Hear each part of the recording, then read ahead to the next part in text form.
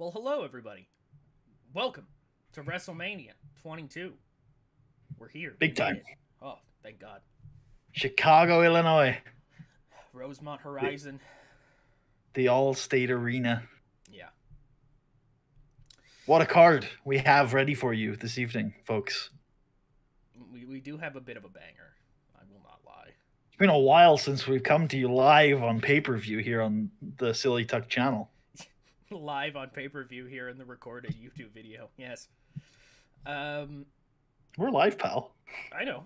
Over on twitch.tv/Matsudaira. We are. So, what do you want to? Do you want to run through the card first, or what do you want to do here? What do we usually do? What else would we do? Oh, we could. Oh, yeah, we could run through the card as and when. There's like two what kind we of used to do. versions. We kind of jump back and forth between how. I think running through the matches before the matches tends to lead to a better flow. But perhaps we could set the scene of the show beforehand. Is there anything we should go over? It's overarching, or should we get right into it? Could rhyme off some major matches here just as before we kick off. We've got John Cena defending the WWE Championship against Shawn Michaels. We've got Kurt Angle taking on Shelton Benjamin in a pretty high-profile match. Triple H is going to take on Vincent Kennedy McMahon himself in a street fight. We've got for the World Heavyweight Championship, Randy Orton defending against Chavo Guerrero. We've got the intense hardcore match between Edge and Mankind. We've got a great cruiserweight showcase featuring Jushin Thunder Liger battling cruiserweight champion Gregory Helms. I mean, we have title on the line in that match, by the way. We've got a casket match with The Undertaker battling Mark Henry.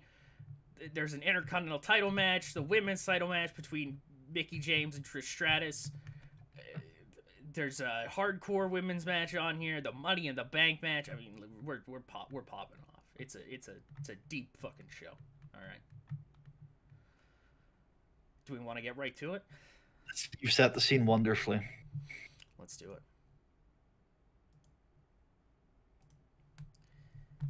Vince McMahon then, appears on your screen. Now, forever, McMahon. McMahon forever, baby. Viva la McMahon. We get our intro and our pyro. Welcome, everybody. Yeah, to WrestleMania 22. Michael Cole and Jerry Lawler will be the primary commentators. We're going to have a couple guests coming in and out that I think we didn't even do one of the angles that we were supposed to do for that, but that's okay. But they'll be there. They'll be there. We'll make sure to note it when they're there. But yeah, regardless, welcome to WrestleMania 22, and we've got our Spanish announce team here, Hugo Savinovich and Carlos Cabrera. Hugo's having a great time. Oh, he's loving it. They're letting me say words. They don't even understand any of them. I'm saying a lot of epithets live on air. We've got our Japanese commentary team. And right before we get to really the start of the show, Puddy, something we forgot. Shit, I almost forgot to sing the America song as we send Lillian Garcia out there very quickly to get it done. Of course, I don't know if that happened at this show. Oh, I just know it's a thing they do with Mania. Yeah, for sure. I can't remember it happening at 22. Mm-hmm. But I'm glad we retained the tradition here. Apparently, she used the freedom to improvise, which sure she went off on some freestyle. Well. Yeah.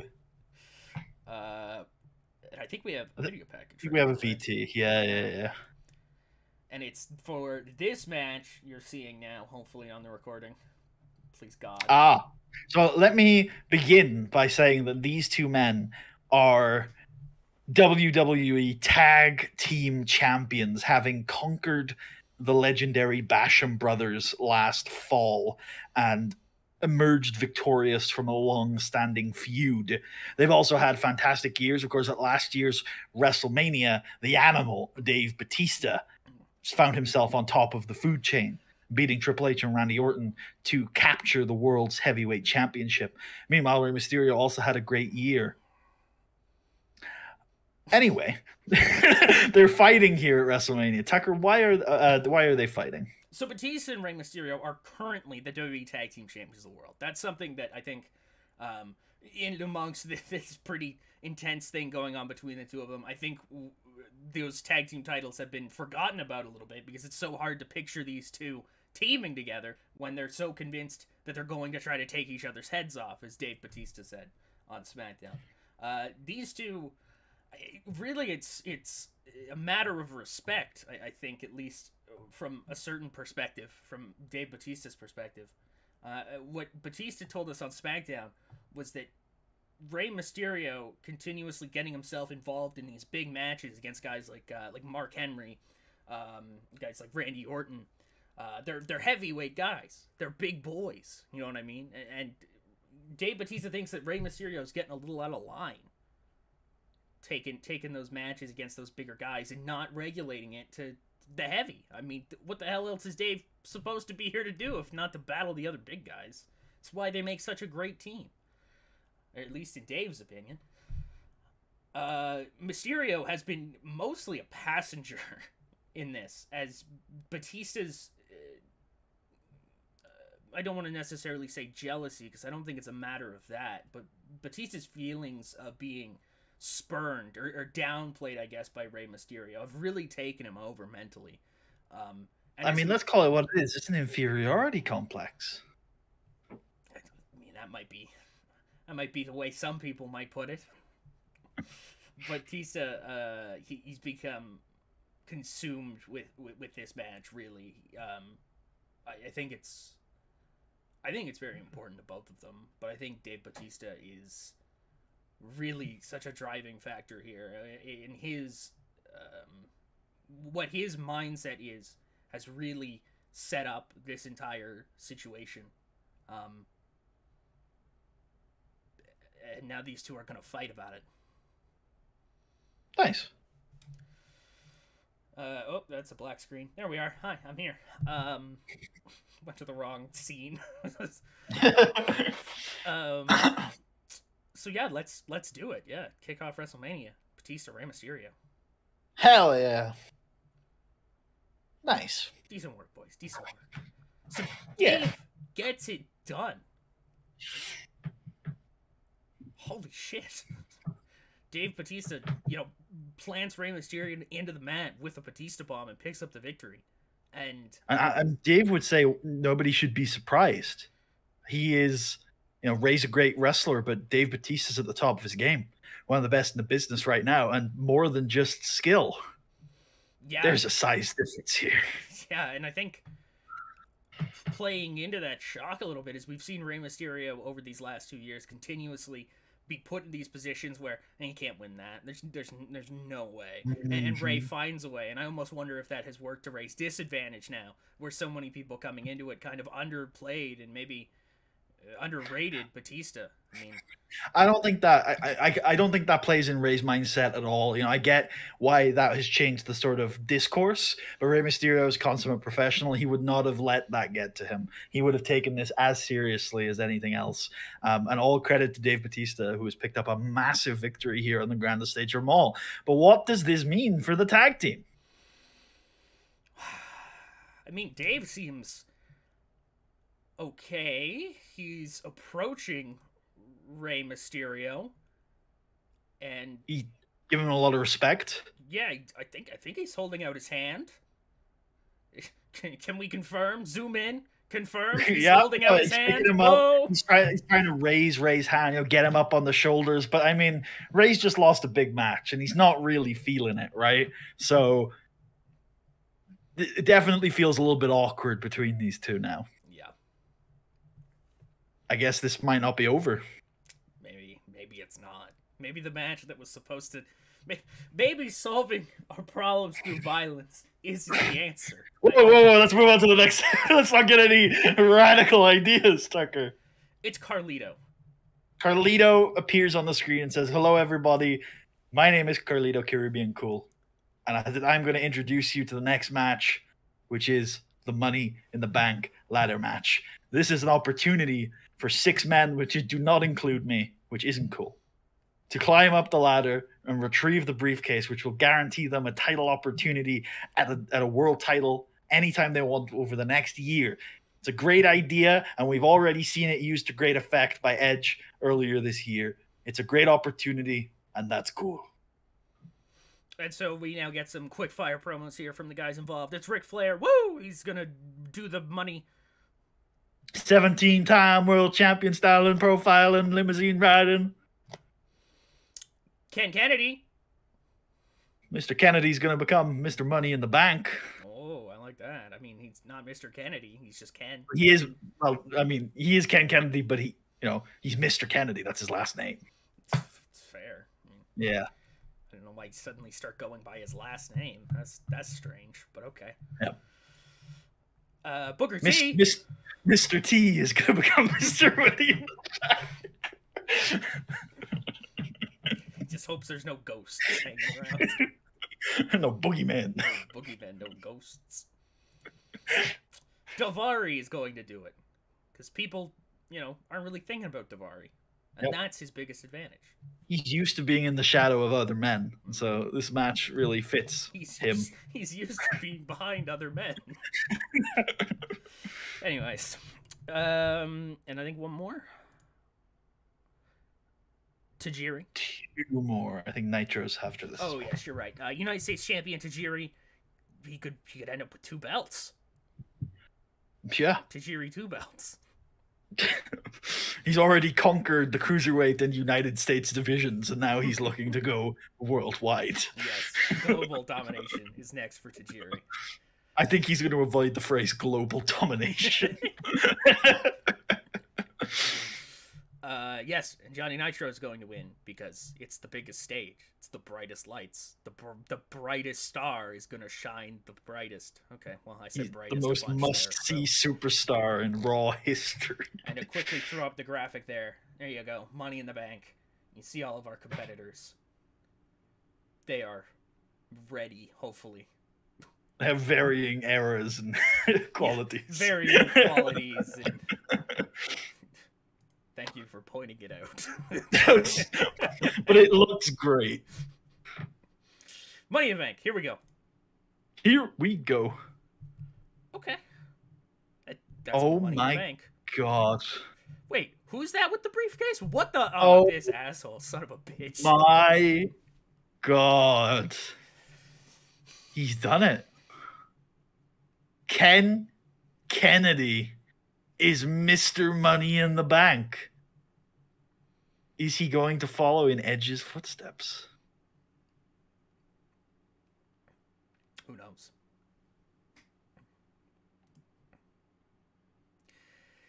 Suddenly we cut to suddenly yeah I know. I've been thinking about bringing it back. Okay, I got away from it for a little while, but it might make a sudden return. But suddenly it has returned.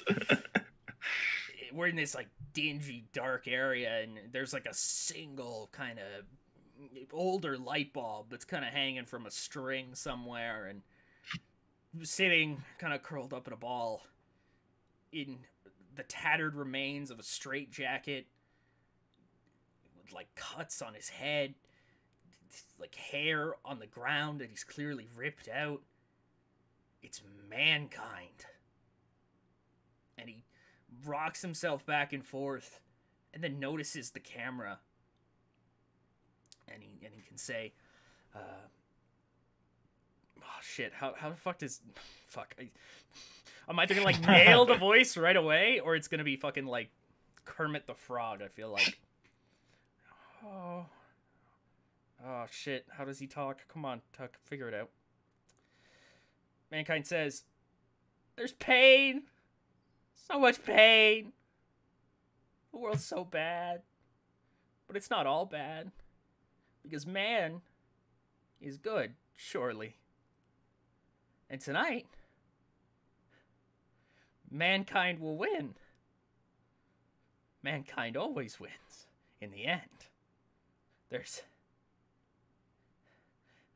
violence and suffering and torment. And tonight, I'll go through it all, and I'll give it all back. And Edge's biggest regret, was not letting Mick Foley fucking die! And he can, like, I don't know, rip at his face or something like I did there. There you go. It seems like mankind is divided. Edge just didn't let Mick Foley fucking die. He should have just let Mick Foley fucking die. It's a fucking asshole. I don't want to hear from him. I don't want to. Josh Matthews appears on screen saying, "My guest at this time is the new Mr. Money in the Bank, Josh Matthews. Yeah. Ken Kennedy." Ken, how are you feeling? It's there's a certain disrespect to that name, I think, now, isn't there? Mr. Money in the Bank? Ken Kennedy? I think we got to get a little bit more formal than that, Josh. I mean, I'm so much higher up than you are right now, right? What are you? You're a SmackDown reporter? I think I am actually the assistant interviewer. I don't care what you are. You're a small person, and you don't matter. I matter. Okay. And you're going to show me respect. Say my name. Kenneth Kennedy? No, you son of a fucking... Yo, get it, D? I'm Mr. Money in the Bank. And that would make me... Oh my fucking god, Josh. That would make me... Mr. Money in the Bank? Holy fuck. I'm gonna say it until you get it through your fucking head, Josh. I am Mr. It's like 2 minutes. He just says it right in his face. He's like, and Josh Matthews is like, "Oh, you're Mr. Kennedy?" And he's like, "Oh, I always knew you were Kennedy. I always knew you were smart, Josh." You can walk off and then run back in to hit the Kennedy. I like to think there's a few slaps to Josh during that promo. Probably. Like just doing, you're a small person. You don't matter. It's so great. So I am now Mr. Kennedy, Mr. Money in the Bank, and soon to be Mr. WWE Champion. Yeah, I don't think we fully decided if this is where Kennedy was going to take Mr., but I was like, fuck it, it's right here. I like it. Grab it. It's been something. I'm glad it's out of the way. Yeah. When you did it earlier, I was like, let's just do it. Let's just do it. We want to do it. Yep. It's Chris Jericho, and he's on his way to the ring. And so we get from his locker room, Chris Jericho walking towards the entrance ramp, and he's like, maybe like slaps papers out of somebody's hands or something like that. I don't know. He's fucking around with people. He's a bad guy. And he's walking. He's talking about how the difference between him and Renee Sebastian Dupree is the fact that when the lights are the brightest, Chris Jericho shines. When the lights are the brightest, Renee Dupree shrivels up like a well, okay. fish. Let's put Renee over here. I'll put him over. Renee's great, one of the best Intercontinental Champions since Chris Jericho, and tonight he's going to prove why. I like that. Yeah, all right. Anyways, it's this graphic for the Intercontinental Championship. Renee Dupree will be defending the championship against Chris Jericho. Yeah, this did pretty well, all things considered. Puddy, he did it. Oh my god! And not in a cool way. Chris Jericho is gonna roll up Renee Dupree, and he's gonna hold the tights. The bastard. Well, let's talk about what. So at the start of this match, it's very obvious that Renee's ready for the big time. He's going grapple for grapple, hold for hold with Chris Jericho in a fast-paced contest.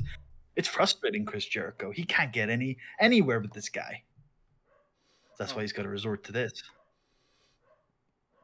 Sorry, YouTube video people. We got you here. Sorry. I left the fucking graphic up. God damn it. And so at the end, despite what the game says, Jericho is going to roll up Dupree, get a hold of those tights, and get the pinfall victory. And he is the new WWE Intercontinental Champion. What? How many reigns has he had by this point? Is this his 8th? I don't know. Hold on, I want to check It is because this certainly is a a. high number. Yeah, I believe he's probably the record holder at this point. At this point, he probably is. Because I know he still technically holds the record, and the only person to tie Joint, it right? is Yeah. The Miz. Let me have a look here. We're in 2006. This would be Jericho's 8th reign as champion, Hell yeah. I believe. Hell yeah. No, wait, it would be 7th because we didn't do this 04 run, if Okay. I remember correctly. Yeah. Cool.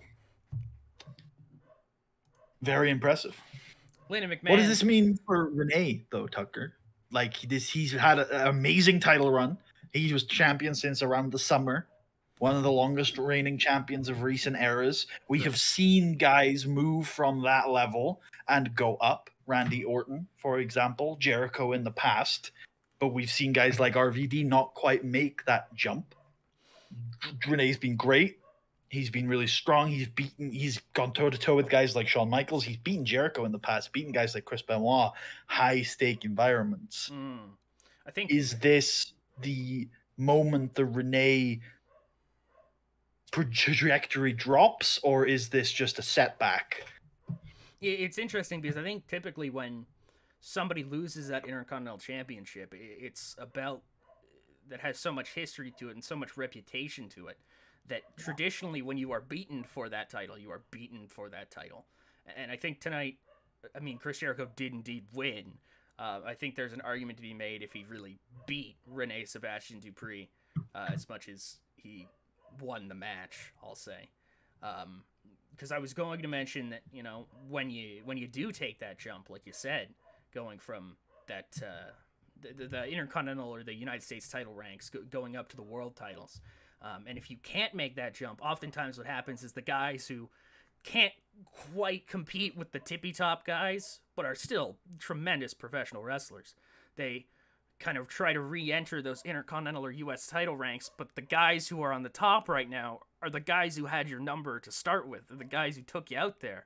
So suddenly you're at the back of the line now for a belt that you just held. And I think that will work to Renee's benefit, even if the jump is maybe a bit too much for him right now, because who knows? I mean, he's very young, but and he's made it here to a WrestleMania singles match with Chris Jericho, and on another day where Jericho doesn't steal a result from us, we might have seen Renee win. So exactly, you know, we don't know for sure. I mean, it looked positive, but we'll never know because that bastard Jericho took away a result from us. All I'm trying to say is I think that there's hope for Renee fans, whether or not if he does try to make the jump here, whether or not it goes super well for him or not.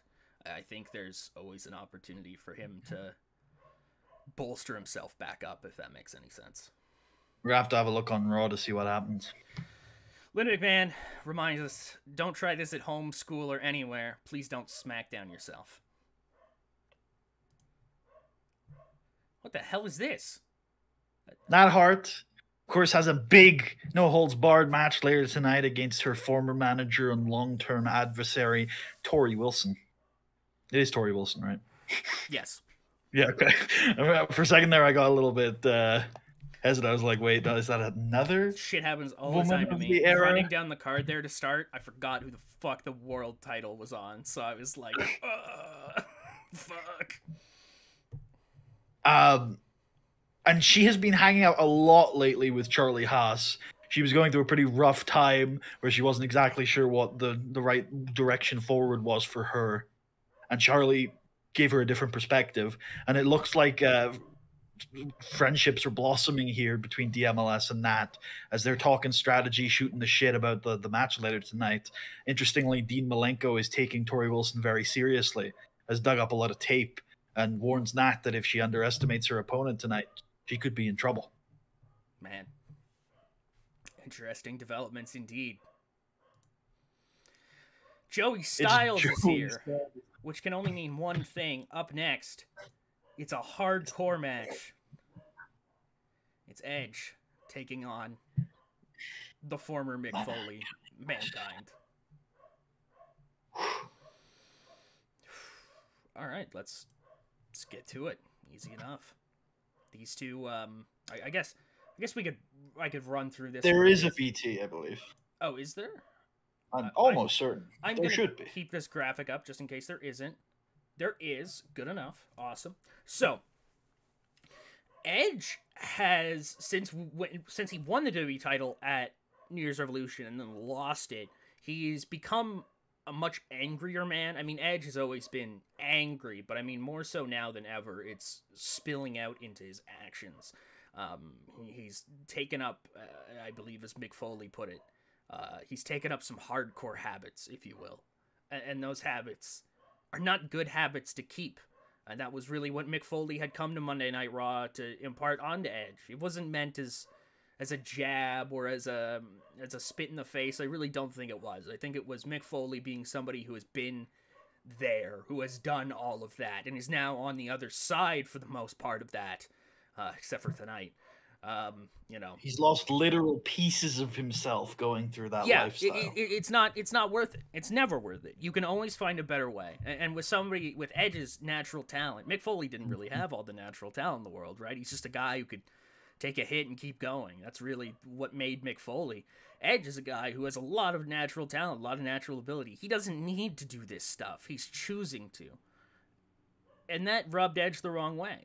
Like I said, I don't think Mick Foley meant it as disrespect, but that's how Edge took it. I mean, he had just been doing a champion. From my perspective, I think it's fairly obvious why Edge took it the wrong way. We saw, especially on SmackDown, Edge get opportunity after opportunity at taking that step up, like we mentioned earlier. And let's be honest, he wasn't ready for it. He hasn't been that guy. He can't compete with the likes of JBL and Chavo Guerrero, and now on Raw, John Cena, the greatest champion of the generation. Edge isn't. He might be naturally talented. Mick Foley's given him a lot of credit. He's not that good. He needs to go to a certain place if he wants to be successful, and that's what he did by cashing in the Money in the Bank. And Edge is frustrated because Mick Foley doesn't understand. Edge needs those things to get to where he's gotten to.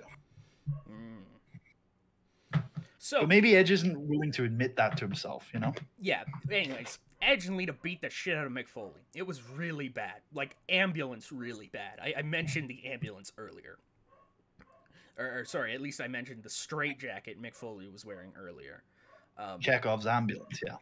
Yeah, and so what we had discovered was the ambulance that had taken Mick Foley out of the arena had crashed somewhere in a field, and the doors were open, and the driver thankfully was okay. We don't really know. He doesn't even really know what happened. He just kind of said a leather bag attacked him, which was weird. Either way, we found out very quickly what it meant. Mick Foley was indeed gone. But what was left was probably the worst version of Mick Foley. The most... no, I mean that quite literally. Yeah. The most demented, the most hurt. The version that would not allow Mick Foley to get his ass beaten like he did and just walk away and be okay with that. It's the version of Mick Foley that has to fight back. And so here we are. Has Edge cashed a check that's bigger than, or I can't speak. Has Edge written a check that he cannot cash in reviving one of the most violent professional wrestlers in the history of this company? We're going to find out exactly how far Edge is willing to go. Let's do it. Oh, fuck yeah, boys. Fuck yeah, these guys. These guys, for some reason. These guys. Edge has been great all save. He has been, and Mick fucking killed it too. Holy shit. I mean, let's be honest. Look at the performances. They're low. The match is high. I would say the exact same thing about the real life match. And as we've said a bunch of times in this already, go watch it. It's really great. Yeah, like, just watch that match. If you don't know what we're referring to with this match, the spear through the flaming table, blah blah blah. We hit all the buttons, and Edge comes out victorious. He's a madman. He's a crazy man. Yeah, I think one of my favorite takeaways from this as well is that it's crazy, it's violent, it's brutal, but unlike the Randy Orton match, Edge doesn't actually come away that harmed because Edge is actually the master of this environment. And Orton comes out like a man, you know, he's got tacks in his back, blood streaming down his face, but he earned the victory, right? Edge comes out of this match, you know, some burns and some scars and stuff, but you know what? Look at what Mick Foley looks like at the end of this match, and tell me that Edge didn't master that environment. And I think something that we could play with maybe a little bit on comms even is, as insane as Mankind is, Edge is supposedly in his right mind doing this stuff. He's not crazy, apparently. So what is he? Also worth mentioning that man. Victoria and Lita will brawl a few times. Yeah, Victoria's there at ringside. She's been helping Mankind out from time to time. Yeah. She helped him when he was getting his ass beat the worst. Yeah, she's fellow mentally disturbed individual. They look out for each other. She ain't the lady to mess with. Whoop. Whoop. Whoop. Puddy, go ahead. Okay, yeah. So we cut. Do you want to explain maybe a little bit about what's going on here? How we got to this point? Great point. So I think it all really starts with Finlay, who made it his mission to take on the FBI. All of them. Due to some, all of them on his own, due to some long-standing friction between the two groups historically. They just don't play nice. No. And he beat the shit out of Nunzio so bad that he got hospitalized at a pay-per-view. I think it was a lumberjack match. That's right. So there was no escape for Nunzio. Yes. Nunzio ends up in the hospital, and it looks like the FBI are going to survive this. And Finlay just takes a step back and says, you know what? My job is done. Tony takes over the FBI. The Tony takeover finally happens. It's him. And he did it. Just as Tony secures himself as the leader of the full-blooded Italians, it looks like Nunzio is going to get out of the hospital. Nunzio gets attacked in the hospital by somebody brutally and viciously. Hospital security is terrible. Yeah, and people think, okay, it's Finlay probably. But it turns out Nunzio is not as badly hurt as people thought. And a couple weeks later, he's returning to TV. And Funaki has figured out who it was that actually attacked him. It wasn't Finlay. It was Tony. A schism occurs in the FBI, and by schism I mean basically just Nunzio leaving the FBI, and they are now embattled in some sort of they were embattled in some violent brawls after SmackDown. But here, as we join Chicago WrestleMania, it looks like the battle is over, and Nunzio has in his possession is the wrong custody Tony Mamaluke in some sort of bag in the back of a truck that Nunzio and Johnny Parisi, are driving down to the Chicago harbor. And Nunzio's like, this is it. You know, that Tony rat, I suspected him all along, and we're going to end it here tonight. And Parisi says, Nunzio, I got to say, you know, this shit has never done you any good. Whether it's fighting Irishmen or dead people, there's always stress. We just let Tony go. He can deal with all that shit. And you and me, we can turn over a new leaf. And Nunzio's like, you know, little cousin, that's not a bad idea. All right, let's let him go. And they do. Tony Mamaluke runs naked through a field and yells, I'll get you, Nunzio! I'll get you one day! I'll be back. Yeah, cool. Good stuff. It's Shawn Michaels. Amy Weber is ladies and gentlemen, please welcome my guest at this time, the Heartbreak Kid, Shawn Michaels. Shawn, it's been 8 years since you were the WWE champion, and 8 years since you wrestled in the main event of WrestleMania. How are you feeling? And Shawn's going to say, Amy, that Shawn Michaels was a different person. This is a new dawn for Shawn Michaels. Tonight, I get my first opportunity at Glory. The main event of WrestleMania, John Cena. over the last few years, I've seen a number of John Cena's, these great guys, top of their game, come and go. Because form, Amy, is temporary. Class is permanent. And the Heartbreak Kid has got all the class you want. Because tonight, in the main event, I'm going one-on-one with one of the best of the generation. But he's no Shawn Michaels. Tonight, in the main event, you're going to see the return of the showstopper, the Heartbreak Kid, the immortal icon, Mr. WrestleMania, and the WWE champion. Because I got to show the world that this Shawn Michaels is the best Shawn Michaels there ever has been. And there's only one way to do that. Become the WWE champion. Good stuff. Holy shit, ladies and gentlemen, as we throw the graphic up on the screen, hopefully. There it is. For the Cruiserweight Championship. So Gregory Helms has been probably the most dominant Cruiserweight champion, like, in a long time. Yeah, for sure. Like, I can't think of anybody who has rivaled the amount of defenses, maybe not necessarily the length of the reign, because I think something that's kind of understated here is that Gregory hasn't been champion for super long, but he's run through the entire roster for the most part. I mean, he's beaten everybody. Twice. I want to say he's gone through 2 generations of challengers, because when he won the belt, it was in a Shark Tank of last generation's icons. Rey Mysterio and Tajiri were in the division when Gregory Helms won the belt. It was a nightmare division to claim, and he rose as the best. And then afterwards, a new generation of challengers that he had to go through. Elix Skipper and Miggy Rojo and Paul London and Kid Cash.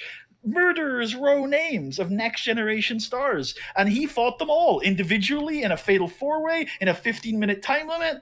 Gregory Helms has beaten all of them, and so he needed something more. He needed something better. And when it just looked like maybe it wouldn't happen, maybe there was nobody left, Teddy Long pulled an ace out of the hat, and it's certainly an ace. It's Jushin Thunder Liger. Like what? Like just genuinely what? Like you've never seen a match like this at WrestleMania before. Maybe never again. Without further ado, you want to get right to it? Sure. Let's go. America's greatest cruiserweight versus Japan's greatest cruiserweight. Feast your eyes on the Eye of the Hurricane. Gregory Helms gets it done. Where next? Where next? Who's next? He's the greatest. It's time. It's time. Yeah, they shake hands. This is a very straightforward match where Gregory Helms shows a lot of respect to Jushin. They just have a flippy shit match. You know, no cheating, no bullshit. They show respect afterwards. They do their best to put on a good show. Hell yeah. Backstage, some of those names we mentioned, they're having a great time. They're like, damn, that was a banger-ass match. I wish I was the one who got to fight Jushin Liger. Unfortunate. We're going to meet him later. Hopefully. And as they're all, very excited, Funaki slides into the screen and says, these people look like they're having fun. I bet you wish you could have that much fun. Well, you and your family can by purchasing, he flips it up, No Way Out on DVD. Available now. Although knowing the WWE DVD release schedule at the time, it'd probably be like Unforgiven on DVD. We finally have last year's WrestleMania available on VHS. It's a 3-disc set with the Hall of Fame ceremony and bonus features, such as Dave Bautista's workout routine and John Cena's Road to WrestleMania. Funaki fucking around day of. We gave him a camera just to let him go fuck with some people. Funaki and the boys shooting the shit. Love it. Backstage, Triple H is getting ready. There's a pop, and the camera will zoom out as Shawn Michaels is looking like Shawn Michaels, forlorn, conflicted. deeply. Just everything that confused. happens. He's just like, oh, I feel so many things. He's like And a Triple H robot will- who like got feelings like not very long ago. He's like, I feel things. Oh, emotion. Triple H will stand up, square up to Shawn Michaels, and say, you know, I thought when you returned to the main event of WrestleMania, it was going to be against me. If that had happened, I was going to win. But since it hasn't, and you're facing John Cena, I want to wish you luck. Shawn's like, I hate Mr. McMahon too. Good luck. And then they shake hands. I also hate Vince McMahon. Please beat him up for me. And then Triple H is like, hey, are you ready for tonight? And Shawn's like, I know now what I must do. And he just leaves. He just turns around and walks away. And Triple H is like, all right. Fuck that guy. Yeah. Dude's fucking weird. Oh, Mimia, it's time for this match. My. The longest running feud, I believe, on this card. Jump back. Fucking, what is it? 2 years ago. Armageddon 2004. Yep. When Mark Henry was thrown into the Gulf of Mexico by John Bradshaw, Layfield, and Curtis. When he had come to the aid of The Undertaker in his feud against JBL. And so, it's hard to... The Undertaker has special powers. Yeah. Did he forget about Mark Henry, genuinely? Or maybe that was out of his control. Or maybe he was just focused on his yard in the WWE Championship. There's so many unanswered questions, and that's the joy of The Undertaker. He doesn't answer your questions, he kicks you in the face. But Mark Henry wasn't satisfied with that, and on his return, he wanted to show The Undertaker, and more importantly, he wanted to show the rest of the SmackDown locker room that if you fuck with Mark Henry, all you've got in your future is pain. And that's what he's endeavored to do. And he got his revenge on The Undertaker, first of all, by costing him his Hell in a Cell World Heavyweight Championship match against Randy Orton in No Way Out, and then by throwing The Undertaker into the Gulf of Mexico, or a similar body of water. And Lake Michigan, I think it was. Lake Michigan. That wasn't enough. Taker's back. Because how do you kill a man that keeps coming back? And now they're having a casket match at WrestleMania to settle it all. Mark Henry believes that if he puts The Undertaker inside this casket, he will stop coming back. Or at the very least, he'll have ended the streak and improved a point. That's probably more accurate to what Mark Henry thinks. And here we go. Well, first we have The Undertaker. Oh, he's got a block. Also, do you want to show the people the graphic you've made? Because I don't think you have yet, unless you already did while I was talking. It was up there the whole time. Clever man. All right. Let's do it to it. Let's go. Holy Let's go. Shit. Let's go.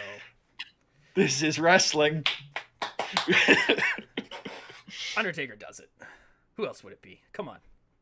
What's he now? Tombstones him on top of the casket. 14? I know. I want to say that's right, but that just might be the Mark Henry number, and doesn't he reach that at 23? Mark Henry is 22. Oh, okay. So maybe it's 14. Yeah. Maybe we're just Okay, cool.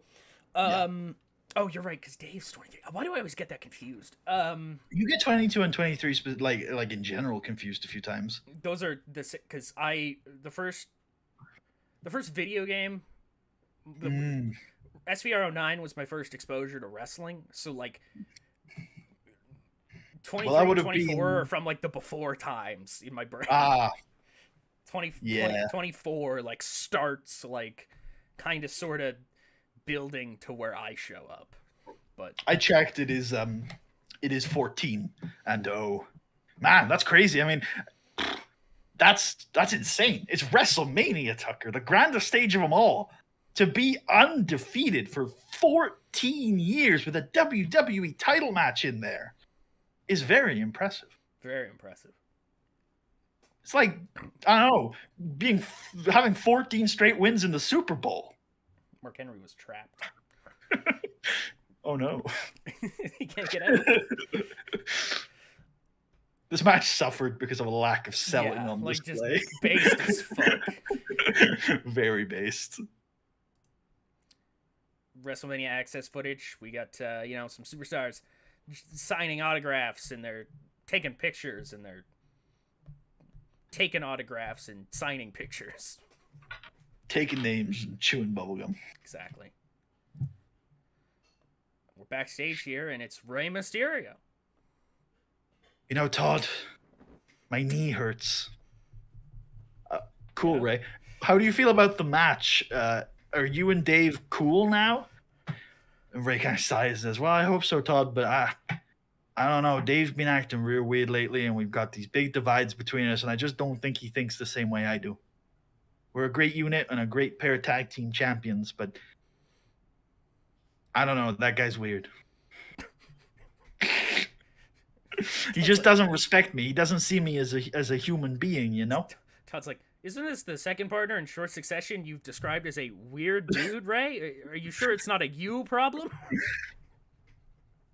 You know, I'll reflect on that, Todd. I'll give that some serious consideration. Some good shit. But I really do think I'm being treated unfairly here.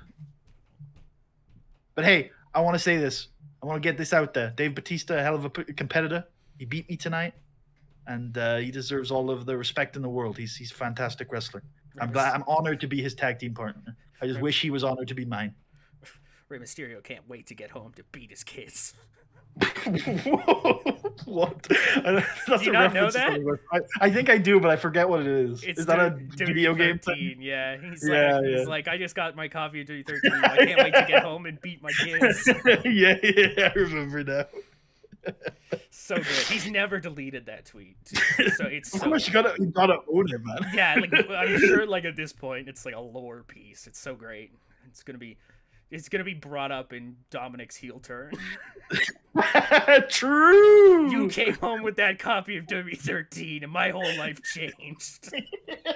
You're a different man. That video game mask came off. Oh, Jesus Christ, there's no package. Oh my God, quickly grab it. Oh Lord. It's the no holds barred match. It's Nat Hart, Tori Wilson. You didn't see the result, I promise. Ladies and gentlemen, this has been a match a long time in the bubbling. This is a strange relationship. Nat Hart, great competitor, 3-time WWE Women's Champion, but at the time she was only a 2-time WWE Women's Champion, was on the decline from her high standards. She wasn't champion, and she wasn't very close to the title. And for her, that meant disaster. And it's very difficult when you've soared as highly... No, go ahead. Wasn't that on SmackDown? Like, talk about being far away from a title physically. Your brand does not even have a women's championship to compete for. I'm not sure about it. I think Lita was on SmackDown and Tori was. I don't think Nat ever was on SmackDown. I might be wrong, though. Oh, right, because Tori came over with Jericho. Wait, okay, I got my timelines fucked up. Ignore me. But she was far away from the title, and when you've been as high as she has, you know, she's headlined 2 straight SummerSlams with the greatest women's wrestler of all time, and now she's coming back and she's not even anywhere near the title. That's a big decline for her, and she needed to find what was going wrong. How does she solidify herself and get back on the hunt? And the solution she found was actually the media tours and the interviews and the politics of the WWE was just getting a bit too much from her. Enter Tori Wilson, fresh off successful projects, SmackDown Cruiserweight Division and Chris Jericho, needing a new project. One of the hottest rising stars in the women's division, Nat Hart, perfect. She handles her media. She handles everything for her. It's going great. She's champion again. But Tori has been building for a long time to become a star on her own. And she wanted to use Nat. Well, this is my version of the events. Maybe Tori will tell it differently. But she wanted to use Nat Hart to get to that goal. And she became more involved in matches. She became more involved in the product, more involved in the presentation of who Nat Hart was. And it led to her losing the title to Mickie James. And this relationship soured ever since, with Tori trying to launch her career in the ring as a single star, and Nat Hart deeply hurt by what had gone on between them, because Nat had found a very healthy place and she was very, very hurt that Tori had ruined that for her. And here we are at WrestleMania finally, after these two kind of Tori trying to avoid fighting Nat, and Nat trying to get a match with Tori. Tori tried to get a WrestleMania match. This is why this is happening. Is Nat gave her the chance to get a match at WrestleMania, but if it was against her in a no holds barred match, and Tori now has her big WrestleMania match. But you know what? Be careful what you ask for, because she's going up against one of the best in the biz. Yeah, and she gets beat. Mauled. Mauled. There's a lot of color, there's a lot of blood, there's still the materials left over to light a table on fire, which Nat does and puts Tori through it along with the Japanese announce table. Tori gets dragged from pillar to post, destroyed. Her face was definitely on the screen for a long period of time, but I don't know how much good it's doing the brand because it's covered in blood. And then she taps out to the sharpshooter. What else was Tori expecting? Yeah, I don't know. Sometimes, I don't know. Wrestling's weird. Sometimes, you get guys who put themselves in really good positions, but it's definitely not the position for them. And, what else can you say? Nat Hart is very good at professional wrestling. I wonder if this is the closure. That's true. Wrestling after this match. God damn.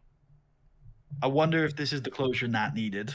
And she's definitely, even if not, found a new place in the roster alongside friends, which we haven't really seen with her before. So maybe she's ready to take a step forward and put this Who'll Sorry chapter behind her. We've got our Hall of Fame class headlined by This is Bret Hart. Okay? This is Bret Hart. No. You can't come out headlined by Cowboy Bob Orton. Hell yeah. Bob Orton comes out with all of his 0 championships won, and he says, hoo-ah, or whatever Bob Orton says. He puts his hat, takes his hat off, throws it into the crowd. Yeah, something like that. Who knows? Yep. What do you got to say about this? This is another feud that has been festering for a while. I'll lay the facts out, and then Tucker can maybe talk about the feelings. In Shelton Benjamin, so Kurt Angle tried to win the World Heavyweight Championship off of Batista at SummerSlam in a headliner match. He failed. And very quickly afterwards, he found himself reconnected with Shelton Benjamin, and he realized that he could live vicariously through his former protege by coaching Shelton to a victory over Batista for the world title. That actually went really well. A few tips and a few advanced training sessions later, on an episode of SmackDown, Shelton Benjamin dethroned Batista to become the new World Heavyweight Champion. That was huge. It was massive. But Kurt Angle immediately realized that he wasn't happy looking at his protege doing what he could, but he couldn't. And so at No Mercy, he screwed over Shelton Benjamin and allowed Eddie Guerrero to win the title. And ever since then, there's been bad blood between these two. Sometimes things have gotten in the way, like a Survivor Series tag team match or the Royal Rumble. But once things have been settled, they've always wanted to get their hands on each other. So much so, it's been months since then that Shelton Benjamin is sick and tired of fighting Kurt Angle. And tonight, he hopes it'll be the end. You have anything else to add to that? Yeah, I just a little bit. This Go ahead. specific sect of this feud, if you will, using Survivor Series as a bit of a break, even, has really started around when Kurt Angle put up that Olympic gold medal. I guess Kurt values that Olympic gold medal very greatly. We know that. That's very obvious. He's wearing it in the picture you're seeing right now. He put that up on the line to lure Shelton Benjamin back into a match, and Shelton very much had the opinion even then of, I've beaten this guy before. Really? Okay, fine. I'll beat you again. And so they wrestled, and Shelton won. And Kurt was really distraught by this. I mean, right? He had lost the gold medal. I mean, even when there's no titles, when there's no Shit, take away everything that Kurt Angle has accomplished since coming to WWE in 1999, and he's still an Olympic gold medalist. That I think is very important to Kurt Angle. And so having Shelton Benjamin take that from him is obviously a very big deal. Even more so a big deal was the revelation that Shelton Benjamin, didn't really want the gold medal. He didn't, win it at the Olympics. He could, take it around, but what would that show? It would just show it's not his medal. It would just show he beat Kurt Angle. And, I don't know. Everybody knows that he can already do that already. It's not really worth the effort to stick it to Kurt. Fuck, stay away from me at this point. You can have it. That was the big thing. Yeah. Shelton tried to give it back. And Kurt took it because it is his. But he was determined to earn it back. That was another point of escalation for this feud that was already so personal hit another level to where now Kurt Angle believes that not just himself but his accomplishments are being demeaned as well. Something that nobody else in the history of pro wrestling has ever had, a legitimate Olympic gold medal. And for Shelton to just be like, you can take it, was not fun for Kurt Angle. So let's do it, right? Hell. The most important thing here is that win or lose, is this going to be the end? What if Kurt wins? Are we going to have to run it back? If Shelton wins, is Kurt going to finally...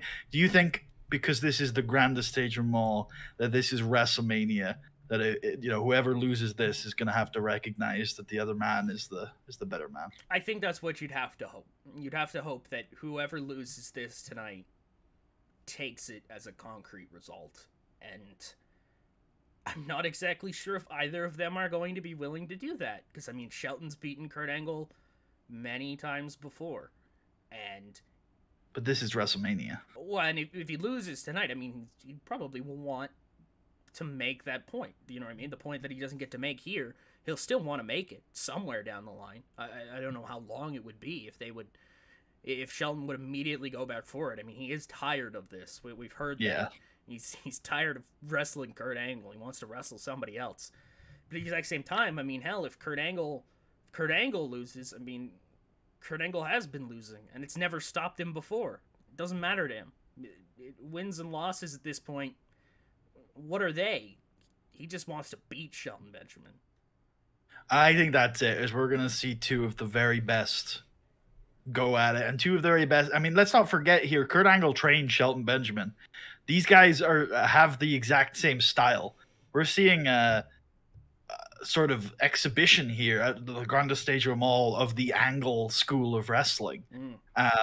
And we don't even have to use the old cliche, did he teach him everything Kurt Angle knows? Because we've seen these guys enough. We know that Shelton has evolved. He's changed. He's not he's not just using Angle's stuff.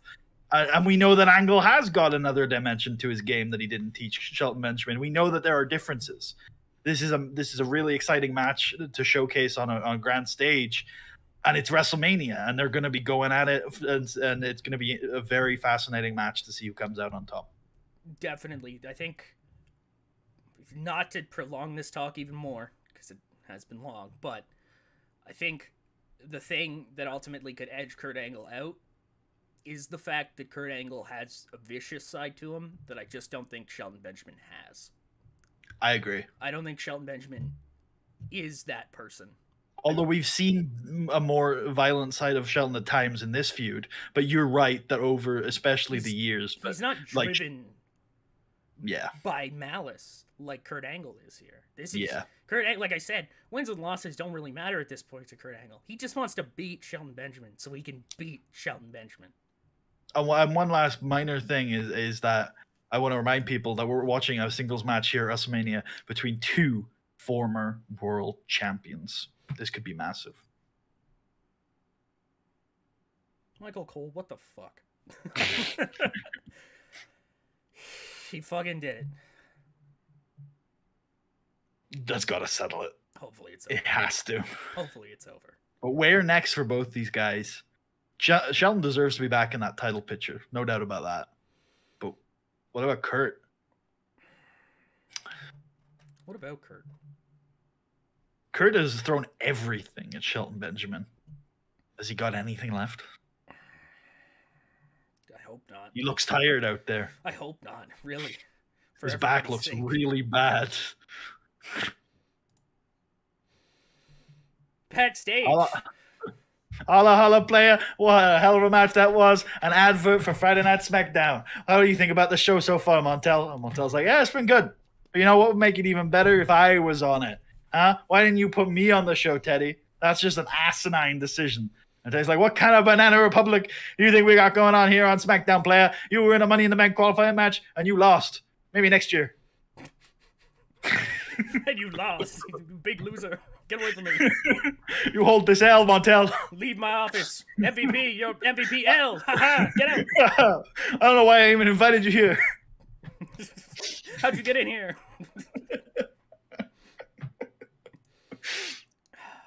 WrestleMania Revenge Tour tickets. You can get them still. Buy them. Yep. But is John Cena going to be the WWE champion? That is the by then. It's a massive one. I'll be answered tonight in our main event. It's time. Oh. For your not main event. No. Oh, I didn't make this one as big as the other ones. Hold on. There you go. you saw that live. Awesome. All right. So, do you want to go through this one? I don't know if I could. It's been a meandering road here to WrestleMania. Yeah, I don't know if I can actually recap it.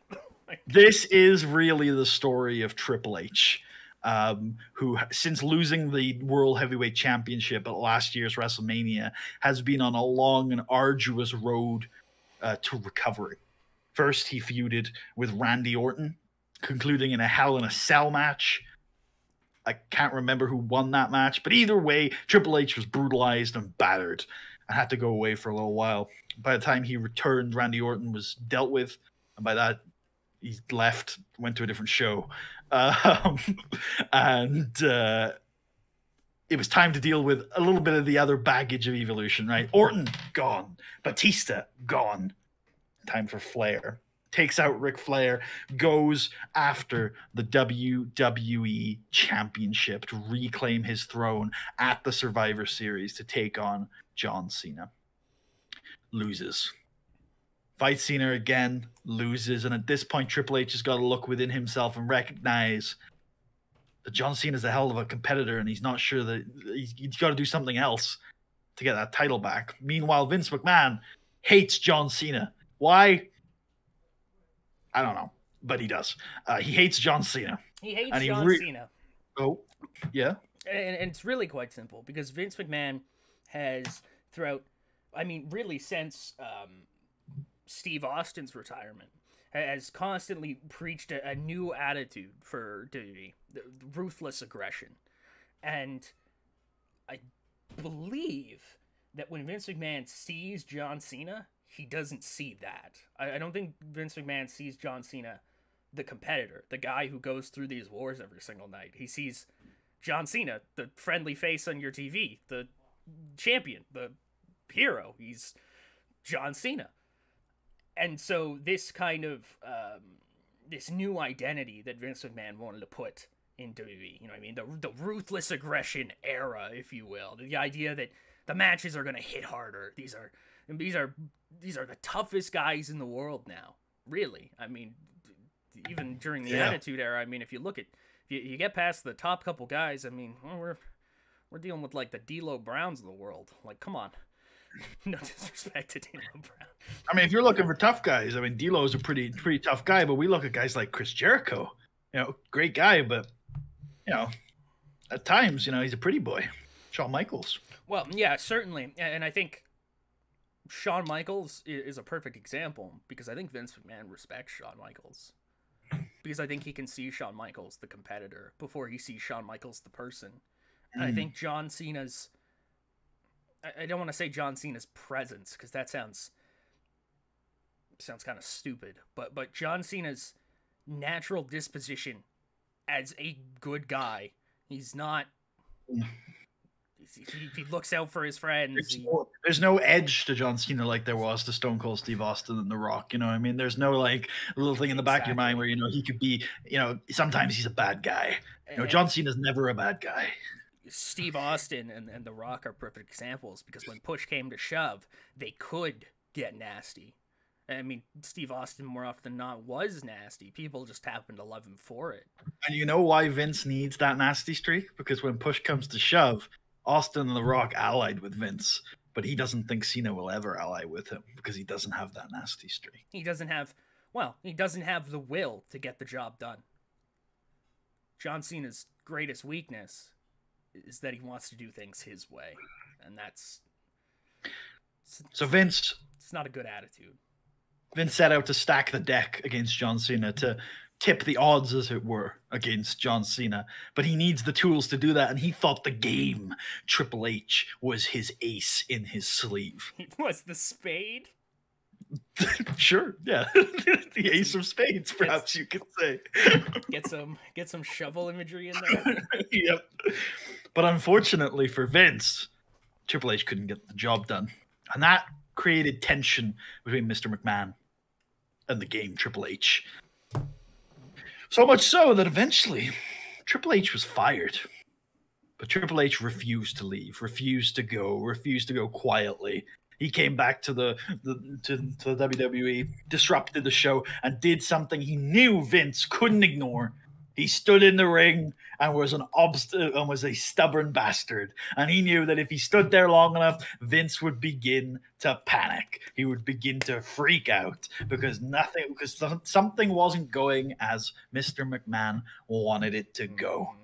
And eventually he would cave, especially when his demands also played into Mr. McMahon's ego. Triple H didn't want a world title match, didn't want a main event WrestleMania. Triple H wanted to fight Vince McMahon. Vince was down. Let's do it. Let's fucking street fight in Chicago. Big Triple H entrance first. There's like technology. There's like cats. There's like big computers and there's cat pictures on the computers, and he comes through the computer on an ATV equipped with a sniper rifle and a big skull helmet. There you go.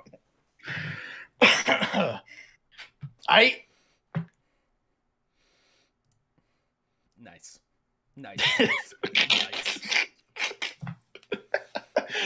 Street fight. Yeah, I mean, it's just a brawl. It's bullshit. Bobby Lashley and Matt Morgan come out and try to attack Triple H. And then I'd like to think probably like 8 minutes of the match are just Triple H fighting Bobby Lashley and Matt Morgan instead. And then, you know, Coachman comes out, like, Hunter, it's your boss. It's our boss. No, please, no. And then we get Triple H, like, splashing off a ladder through a table with a garbage can, you know, bits of the Shawn match sprinkled in there. I think it'd be pretty funny if Coach came out and was like, Triple H, no, that's your boss. That's our boss. That's my boss. Keep going, actually. That's fine. I think Coachman should take a pedigree. Sure. You know, yeah, gotta get him out there. Some fun Triple H, Bobby Lashley back and forth. And then eventually he pedigrees Vince on the steps and then pins him. Nice. Do we want to turn Triple H here? No, right? He's still a pretty bad guy. He's a bad guy. Thank you, game. Dude, bro. Gerald just comes up and just refers to us as Vince McMahon. Like, but also, Gerald, I just put on an 88, bro. Back off. Yeah, Back off, Gerald. When you wrestle in 88 at WrestleMania, we can talk. Shut the hell up. I'll do what I want. I'll wrestle next year. Oh my god, what is this? It's the WrestleMania wrap-up party, and it's getting started early. The dicks and the heartthrobs are on the music, and they've got some sexy ladies. It's 2006. It's a nightclub called Throbbing Dick. Yeah, that's the explanation. That's it. That's the one. That's the explanation, yeah. What the hell are we doing here?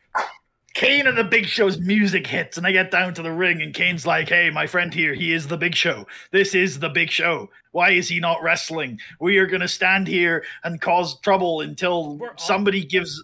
Oh, go on. Oh, never mind. I was literally wrong. I was just about to say we're also the World Tag Team Champions. They're not. It's Cena and Michaels. It's Cena and Shawn, yeah, which we probably should have mentioned earlier, but yeah. We'll get to it in the package. Don't worry. Yeah, we want our titles back. Cena, Shawn, get out here, fight us. And instead of Cena and Shawn, the Wipeout music hits. It's Shark, it's Animal, it's the Legion of Doom. Then they chase him off. What a rush. Oh, what a rush. Wipeout. Yeah. It's time for the World Heavyweight Championship match. Your first of 3 main events. Randy Orton defending against Chavo Guerrero. So, go ahead. When did Randy Orton win this belt? He won the belt at Armageddon. I'll tell the Armageddon story because that was my baby, and then you can do the rest of the feud. Sure. Randy Orton was given the title by. Oh, yes. Okay. Teddy Long? I can't remember whether it's Teddy Long or Vince, but essentially Randy was given.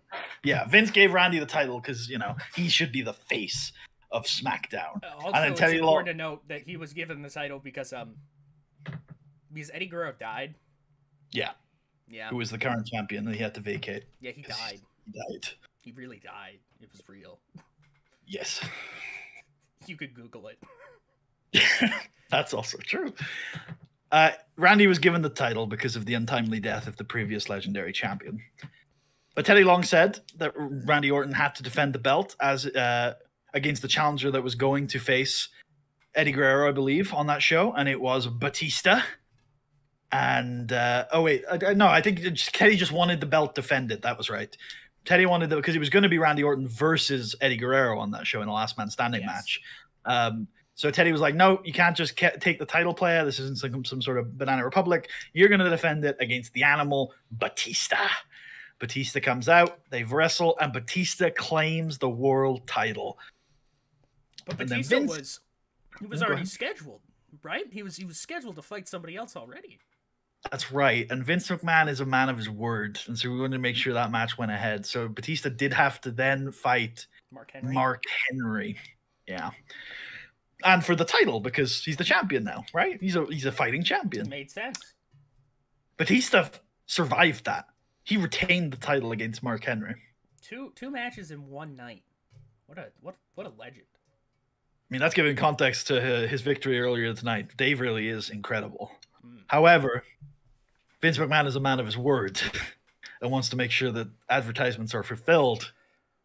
And Randy Orton challenging for the World Heavyweight Championship in a last man standing match was advertised on the show. So that was the main event with Batista as the champion. And that was a step too far for the Animal.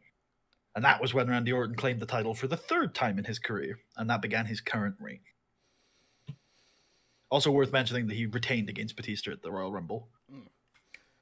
Because Randy genuinely does have a lot on Dave. But, as shown in that first match, it could go either way.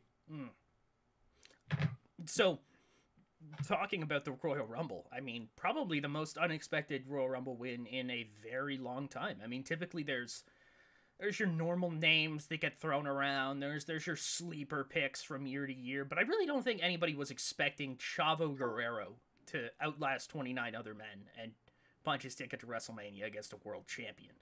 He did so. Very big moment for Chavo. Hopefully the bigger moment comes tonight.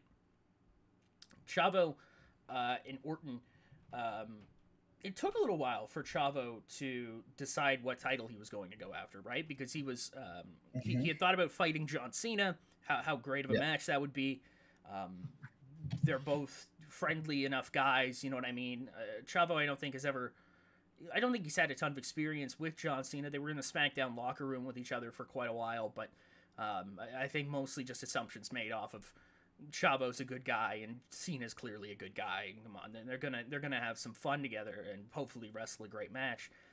But Chavo chose the World Heavyweight Championship instead, Randy Orton. And I think it's because, to a certain degree, as much as this has really not been about the horrible occurrences of just 4 months ago. I think to a certain degree that big gold belt, the World Heavyweight Championship, does mean something now to the Guerrero family. Eddie won it twice, and I think not so much trying to emulate his uncle, but to pay tribute to him, but by winning that same belt in the same capacity that he did it. If you remember, Eddie won the Royal Rumble, and Eddie went to WrestleMania and won the World Heavyweight Championship from Triple H. And so I think wanting to pay respect to that again, not necessarily resting on that at all. Chavo's never been somebody to rest on that family name. I think more so out of respect to Eddie is the reason why he went for this World Heavyweight Championship. And of course, Randy Orton's a great opponent. They're still going to have a phenomenal match either way. It just maybe is a little less fun this way. And yeah, I definitely say so. Because as we started to build to WrestleMania, Randy Orton's started to provoke Chavo more and more. And I don't necessarily know why that is. I mean, it might just be Randy Orton is a inflammatory personality. You know what I mean? He's just kind of that guy, unfortunately. We got a couple of those running around SmackDown between him, Ken Kennedy, MVP. We got a lot of assholes. Yeah, true. But Randy Orton particularly started to bring up the Guerrero fact a little bit more, and I don't think it was necessarily done to ever invoke what happened to Eddie. Well, let's not forget, it's worth putting the context in there that Eddie and Randy were not on good terms. They were heated. They were fighting over the title. At times, some barbs were thrown back and forth. Yeah, There's they some really long did not standing, like each other. Yeah, bad blood between the pair. The Ortons and the Guerreros dislike each other. This is a long-term thing. Yeah, and so that's what Randy Orton was really talking about. Like, it's two professional wrestling legacies now at WrestleMania. You know what I mean? Randy Orton's the third Orton. Chavo, I mean, he's... But of course, to Orton, it's not about the legacy. He would wrestle as Randy if he could. As was revealed, Randy Orton believes that the real big difference between him and Chavo is that Chavo is indeed kind of riding on that Guerrero name a little bit. And Chavo rebuked that and said that it's not about riding it, it's about building on it. It's Guerrero, it's Warrior. It is who he is to so many different degrees. Chavo is a fighter. He has worked for everything he's gotten here. I always talk about a warrior's heart, I think I say, with Chavo Guerrero. He just doesn't give up. He keeps going. And let's not forget here, we're seeing Chavo on the grandest stage of them all in the main event of WrestleMania, fighting for a world title for the first time because he won the Royal Rumble. But let's not forget that this isn't the first time Chavo's been on this level, and he absolutely deserves to be here. He's fought against guys like Edge and JBL before. He beat Kurt Angle at this event last year. He is a top-level superstar who has not been given the opportunities he's deserved, arguably, and we could have seen so much more out of him if he had. And tonight, he gets to show off his skills on the grandest stage of them all. I think he'd rather it this way. It sounds kind of stupid because I agree. He's proud of having to fight for everything. Yeah, I agree. It sounds kind of stupid because I think to a certain degree, I think anybody would want the success they're due, but I think working for it and having to fight to get there from where Chavo started is so important to him. Let's not forget, compare the two over the last year. Orton shows up, gets gifted a title opportunity, gets gifted the title. Chavo's had to scrap and fight for every scrap he's got. Let's look at Randy Orton's first night on SmackDown. He was scheduled to fight Chavo Guerrero, and he didn't show up. That's how much Randy Orton cares about Chavo Guerrero. There's a gap there, and I think it's going to be very exciting to see them fight each other. Without further ado, let's do the thing. Oh, it's Chavo. He's coming out. In a lowrider, of course. Ah, yes. There you go. Yeah. And there's the match. Okay, so Randy Orton wins. Like, Yeah. I was trying to think of a better way to build it, but there isn't much of a better way to build it. Randy Orton is very good. I mean, this is mostly a brawl.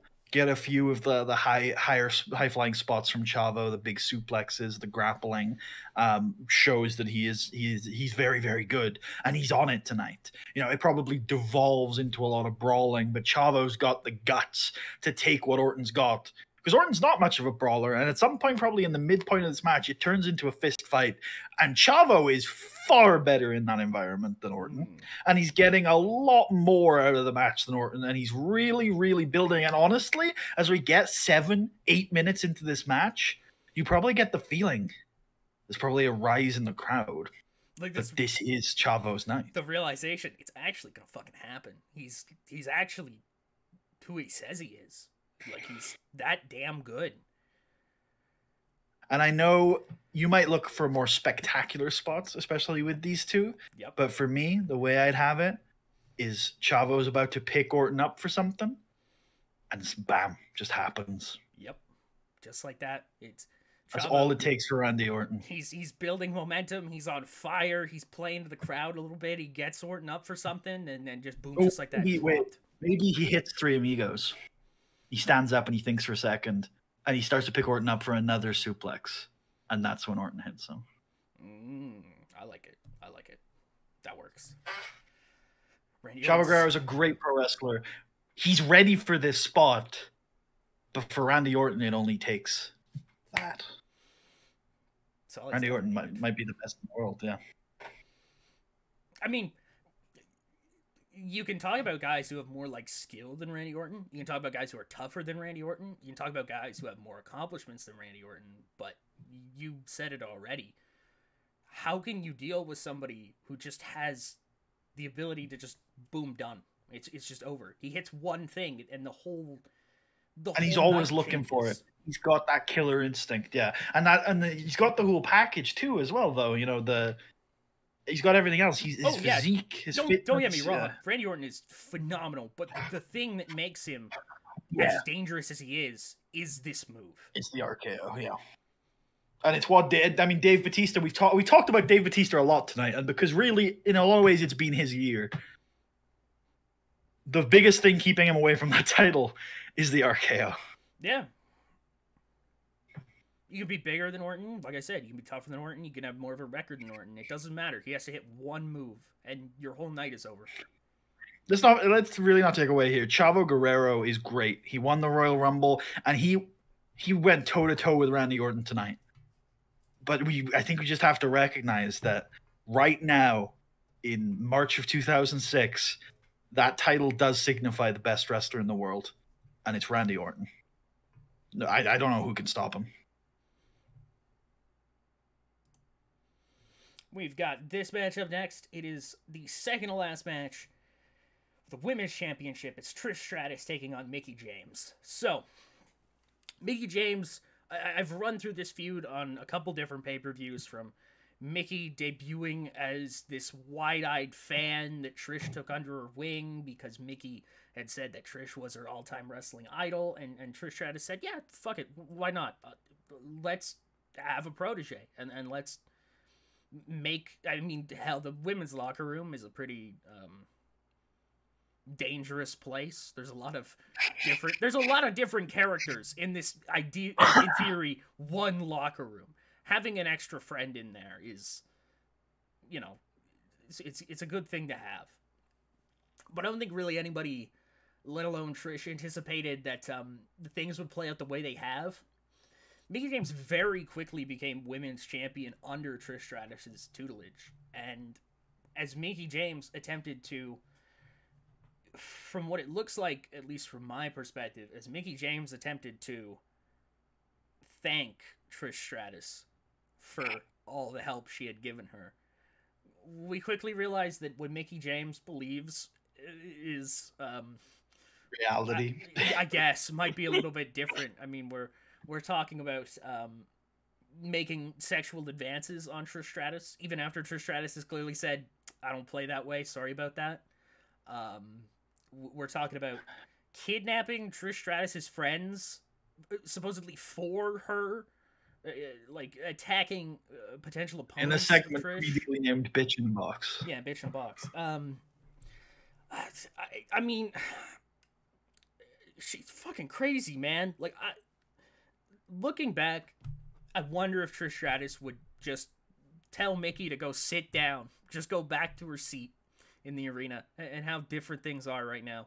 But instead, Well, I we've wonder got if Trish feels mildly responsible, whether or not, because obviously Mickey has some tendencies, but ultimately it's all kind of began growing because of her exposure to this industry and her position. And I wonder if Trish feels guilty almost.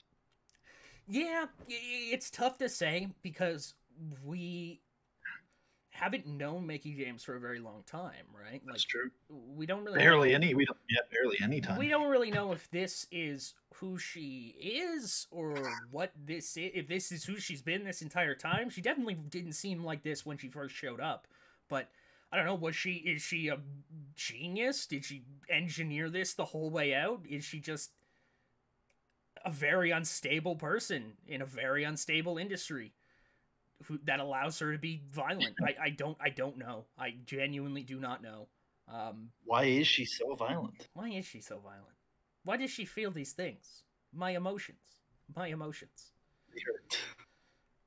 So without further ado, I mean, the build to this match to get here directly, I mean, we had most of it going, if you look back at, like, the Royal Rumble pay-per-view and stuff like that. A lot of this stuff was already in motion. But what has happened since then is Mickey full-on splitting from Trish. And then, you know, Coach had to sit down with Trish and say, hey, we probably want to have you fight Mickey for the title in Mania. Are you okay with that? Like, I mean, I know that's probably somewhat messed up emotionally for you. I don't really know how you feel about that. And Trish was like game. She was just ready to go. She's like, yep, let me at her. I want it. I've been expecting it. It's gonna end. It has to end like this. That was the one thing that Trish Stratus had let slip. That she had, to some degree, expected this once Mickey became women's champion. Whether or not she had anticipated everything else to do with Mickey, I'd say no. But you know, and here we go. We go. So Trish will outlast Mickey. I don't have too much for this. This is very similar to the actual match. Again, if you're looking for more, I don't know, in-match stuff. Very similar to the actual match. But Trish will win. And walk out as women's champion again. Oh, jeez. Walk out as women's champion again. I just burped. That's hilarious. She's now a 7-time women's champion. That's incredible. And now, as you see the graphic on the screen, it's time. There it is. It's time for the main event. The big one. Mr. WrestleMania versus the champ. Has there ever been a man in this business who's had as good a year as John Cena? He has been the WWE champion for all but 4 weeks of the last year. I'm sure we could make arguments for some people, but in reality, like looking back at those numbers, I mean, we have to go back to potentially Bret Hart, 1991 or 2, in between there, and really once you get past Bret, I mean, you're looking at the big guy, Hulk Hogan. Like, that's some nice company to be in, I'd say so. And you look at the names that Cena's been up against and he's beaten. We're looking at guys like Chris Jericho, Muhammad Hassan, Chris Benoit, Triple H, Edge. Big Show, beating them all. Big Show and Kane. Rene Dupree, who's also having a crazy year. And I think, if I can, hot take moment. Sure. If you go back and you look at the names that Hulk Hogan was fighting during his year-long title reign, or his 3-year-long title reign, you've got some certainly of the all-time greats in there, but I think week to week, I think John Cena has it tougher. I think the competition in WWE has just improved so much since 20 years ago that what John Cena is doing right now is truly remarkable. And form-wise, it's miles ahead of where Shawn Michaels is, and no intended disrespect, but Shawn has had a fantastic series with Renee, but not been the clear decisive victor in that series. We talk about Hulk Hogan. Shawn's lost to Hulk Hogan in the last 12 months. That's true. Shawn's lost to Randy Orton in the last 12 months. Look, Shawn's a great athlete, great competitor, legend of the business. Form is on John Cena's side, but we hear Shawn Michaels earlier tonight. Form is temporary. Class is permanent, and this is the main event of WrestleMania. John Cena's never main evented WrestleMania. Shawn Michaels has. 8 years ago was his last main event at WrestleMania, and that's when he lost the WWE Championship for the last time, but he's back. That's when he lost. He's his Mr. career. WrestleMania. Yeah. But he's finally made it back, and is this the night where he reclaims his place? That he is not just Mr. WrestleMania, not just the showstopper, not just the Heartbreak Kid, but he becomes the WWE champion, the top of the industry. He dethrones John Cena, or does John Cena become the man? Because we look at those names we listed, there's one left, and it's Shawn Michaels. This is the end of the road for John Cena in terms of cementing his place in this business. So this is going to be a war. Let's figure it out. Why don't we? We get the big Shawn Michaels entrance. We get the big John Cena entrance. Big fight feel. You know what's about to happen. Good shit, guys. Good shit. I like to think so that the first act of this match is them kind of slowly going back and forth, a little bit of that pseudo grappling. A little bit of, just devolving slowly into sequences of big moves being traded. But that most of those end up with Shawn getting the better of John. And eventually John begins a comeback, one of his big comebacks. So he does this a few times in the match, but this one, maybe about 7-8 minutes in, John does his big, setup, the shoulder tackles, the 5-knuckle shuffle, and he's setting Shawn up for the FU, and he picks him up out of it. And then Shawn will fight out of the FU and hit him with a super kick. But because that's at the end of a Cena sequence, Shawn hits the mat, starts selling a little bit. Can't follow it up with a cover. But he can crawl to the top rope and hits that big elbow. And John will kick out, and at that point, Shawn will sit back and kind of cast a glance across the ring, and you can see in his eyes that he's got this respect for Cena, and the match will kind of get a little bit more fluid as Shawn seems to be having a little bit more of a fun time in there. Some sequences begin to develop. It looks like the Shawn Michaels of old. He's got his smile back.